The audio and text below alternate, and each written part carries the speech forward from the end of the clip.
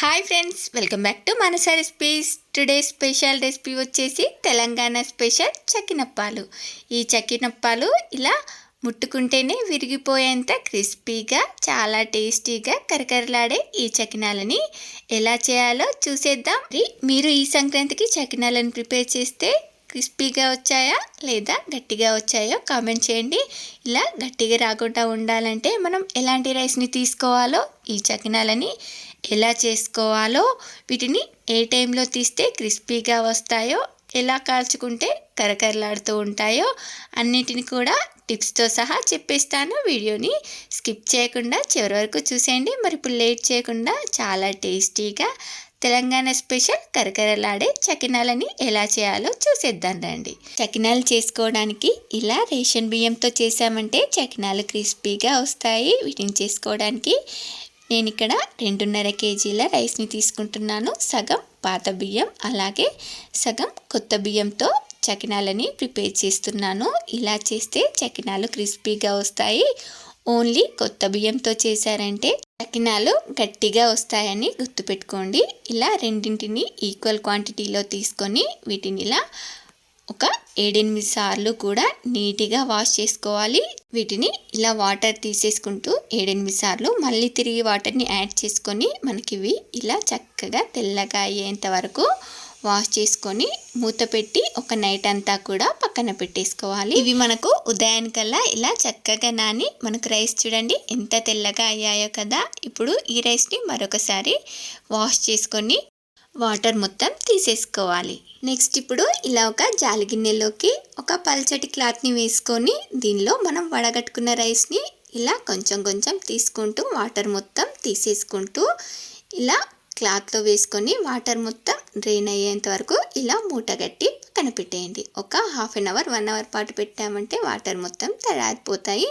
ఇప్పుడు వీటిని ఇలా మిల్లులో పట్టించి ఇలా చేతితో అదిమి పెట్టుకోవాలి. పిండి తడి ఆరిపోకుండా చక్కగా ఉంటుంది. చకినాలు కూడా బాగా వస్తాయి. చూడండి ఇప్పుడు దీనిలోకి నేను ఇక్కడ 2.5 కేజీల పిండికి 1/2 కేజీ కంటే కొంచెం ఎక్కువ నువ్వులని యాడ్ చేసుకుంటున్నాను. మనం 4 కేజీల బియ్యం తీసుకుంటే 1 కేజీ నువ్వులు తీసుకుంటే కరెక్ట్గా సరిపోతుంది. అలాగే 3/4 గ్లాసు చిన్న టీ గ్లాస్తో 3/4 గ్లాసు ఓమా, ఒక 3/4 గ్లాసు జీలకర్రని ఇలా పొడి చేసుకొని యాడ్ చేసుకుంటున్నాను. అలాగే దీనిలోకి మీకు టేస్ట్కి సరిపడా సాల్ట్ని యాడ్ చేసుకొని దీన్నంతా కూడా ఇలా బాగా కలిసేలాగా మిక్స్ చేసుకోవాలి. అంతా కూడా బాగా కలుపుకున్న తర్వాత ఒకసారి టేస్ట్ చూసి సాల్ట్ని అడ్జస్ట్ చేసుకోండి. చూడండి దీన్నంతా కూడా ఇలా బాగా కలిసేలాగా కలుపుకున్న తర్వాత దీనిలోకి కొంచెం కొంచెం వాటర్ని యాడ్ చేసుకుంటూ ఈ పిండిని తడుపుకోవాలి. ఈ పిండిని మరీ గట్టిగా కాకుండా ఇలా లూజ్గానే తడుపుకోవాలి. మనకు చకినప్పాలు చేసుకోవడానికి వీలుగా ఇలా పిండిని సాఫ్ట్గా తడుపుకోవాలి. నేను కొంచెం తడుపుకున్న తర్వాత ఒక గిన్నెలో తీసి పక్కన పెట్టేశాను. అలాగే మిగతా పిండిలో కూడా ఇలా కొంచెం కొంచెం వాటర్ని యాడ్ చేసుకుంటూ ఈ పిండినంతా కూడా ఇలా సాఫ్ట్గా తడుపుకోవాలి. చూడండి ఈ పిండిని ఇలా సాఫ్ట్గా తడుపుకున్న తర్వాత మనం పక్కన తీసి పెట్టుకున్న ఈ పిండిని కూడా దీనిలోనే వేసేసుకొని దీన్నంతా కూడా ఇలా సాఫ్ట్గా కలుపుకోవాలి. చూడండి ఈ పిండిని ఇలా కలుపుకున్న తర్వాత ఒక చిన్న పిండి ముద్దని తీసి ఇలా మనం చకినాల్లా చేసుకొని చెక్ చేసుకోండి. చూడండి ఇలా మనకు పిండి సాగుతుందో లేదో తెలిసిపోతుంది. ఇలా చకినాలు చేసుకోవడానికి వీలుగా పిండిని తడుపుకొని ఈ పిండిని ఇలా ఒక అరగంట పాటు మూత పెట్టి పక్కన పెట్టేయండి. అంటే మనం చకినాలు చేసుకోవడానికి మిగతావన్నీ సెట్ చేసుకునే లోపు ఈ పిండి నానిపోతుంది. చూడండి ఇలా ఒక అరగంట తర్వాత ఈ చకినాలు చేసుకోవడానికి పిండి నానిపోయింది. ఇలా నువ్వులు, వాము ఇవన్నీ కూడా వాటర్ని పీల్చుకొని పిండి కొంచెం గట్టిగా అయ్యింది.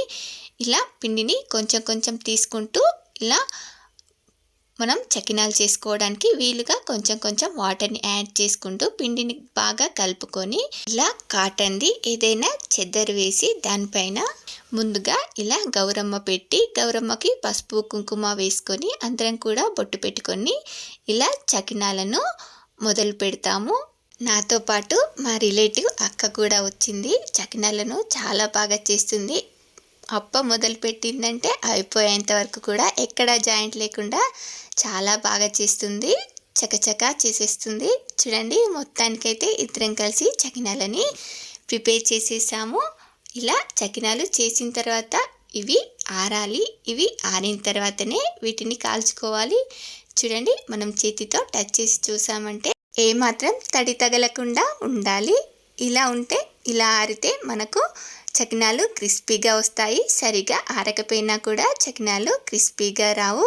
చూడండి, ఇప్పుడు వీటిని ఇలా ఒక మందపాటి పేపర్తో కానీ ఏదైనా ఇన్విటేషన్ కార్డు ఉంటుంది కదా, ఇలా మందంగా ఉండే కార్డుతో మనం చకినాలని ఇలా విరగకుండా తీసేసుకొని ఆయిల్లో స్లోగా డ్రాప్ చేసుకోవాలి. మనం ప్లేట్కి కొంచెం ఆయిల్ని అప్లై చేసుకొని అప్పాలు పెట్టుకుంటే మనకు ఇవి ఈజీగా ఇలా దీనిలోకి జారిపోతాయి. ఇప్పుడు వీటిని ఇలా ఆయిల్లో వేసుకున్న తర్వాత ఇలా స్లోగా అప్పాల పుల్లతో ఇలా విడివిడిగా చేసుకొని వీటిని కొంచెం లైట్గా గోల్డెన్ షేడ్లోకి వచ్చే వరకు అన్ని వైపులా కూడా ఇలా తిప్పుకుంటూ బాగా ఫ్రై చేసుకొని తీసేసుకోవాలి.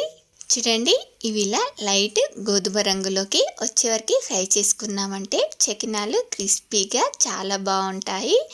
ఇలా మిగతా వాటిని కూడా ఇలా వేసేసుకొని వీటిని కూడా బాగా ఫ్రై చేసుకొని తీసేసుకోవడమే. చూడండి, వేసుకునేటప్పుడు మాత్రం జాగ్రత్తగా వేసుకోవాలి. ఇలా వేసుకొని మంచి రంగులోకి వచ్చే వరకు ఫ్రై చేసుకొని తీసేసుకోవడమే. ఇలా అన్నింటినీ కూడా క్రిస్పీగా అయ్యేంత వరకు ఫ్రై చేసుకొని తీసేసుకోవడమే. చూడండి, ఇలా చాలా ఈజీగా మనం చిన్న చిన్న టిప్స్ని ఫాలో అవుతూ చేసామంటే చకినాలు ఇలా క్రిస్పీగా చాలా టేస్టీగా కుదురుతాయి. ఈ చకినాలు ఈసారి మీకు ఎవరికైనా ఇలా క్రిస్పీగా రాకపోతే నెక్స్ట్ టైం చేసినప్పుడు ఇలా చిన్న చిన్న టిప్స్ని ఫాలో అవుతూ చేసేయండి. చకినాలు క్రిస్పీగా చాలా టేస్టీగా ఉంటాయి. చూడండి, ఇలా ముట్టుకుంటేనే విరిగిపోయేలా చాలా క్రిస్పీగా చకినాలు చాలా టేస్టీగా ఉన్నాయి. నేను కూడా మొదటిసారిగా చకినాలను ప్రిపేర్ చేశాను. ముందుగా ఈ చకినాలు క్రిస్పీగా రావడానికి ఏమేం టిప్స్ ఉంటాయో అన్నీ కూడా అమ్మని కనుక్కొని చకినాలను చేసి మీతో షేర్ చేసుకుంటున్నాను. ఇంకేమైనా మీకు తెలిసిన టిప్స్ ఉంటే కామెంట్ బాక్స్లో కామెంట్ చేయండి. ఈ రెసిపీ కనుక నచ్చినట్లయితే ఒక లైక్ చేసి కామెంట్ చేయండి. అలాగే మీ ఫ్రెండ్స్ అండ్ రిలేటివ్స్కి షేర్ చేసి మరిన్ని టేస్టీ అండ్ హెల్దీ రెసిపీస్ కోసం మానస రెసిపీస్ ఛానల్ని సబ్స్క్రైబ్ చేసి దాని పక్కనే ఉన్న బెల్ సింబల్ని క్లిక్ చేయండి.